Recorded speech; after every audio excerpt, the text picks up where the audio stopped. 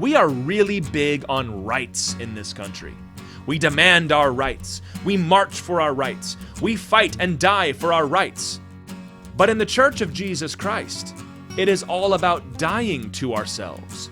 The pyramid is inverted. Those with the most authority are to be those who best exemplify submissive servant leadership. That is why in the church, you should think nothing of seeing the millionaire scrub toilets while the professional janitor preaches. We don't insist on our own way here. It is our joy to defer to one another. Paul had to write to the Corinthians to correct a problem that might sound familiar to us.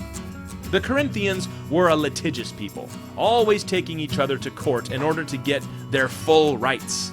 And this had bled over into the church. In 1 Corinthians 6, Paul is flabbergasted that these people would be so obstinate as to need a heathen judge to settle their differences. Brother goes to law against brother, he wrote in verses 6 and 7, and that before unbelievers? To have lawsuits at all with one another is already a defeat for you. Why not rather suffer wrong? Why not rather be defrauded?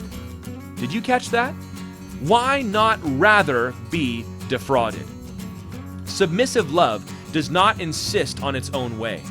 When we do that, the name of Christ is put to public shame. Ephesians 5:21 says that we should always be submitting to one another out of reverence for Christ. This does not eliminate the organization and hierarchy in the church, the family, or the state, but it tells us how we are to act within those structures. If every one of us was willing to defer to the other, if we were to be truly seeking to outdo one another in showing honor, there would be no power struggles or conflicts of any kind for that matter. Godly authority is submissive. The Holy Trinity is three persons in harmonious hierarchy, in loving submission to one another. That is the very nature of God, and it is to be the very nature of God's people.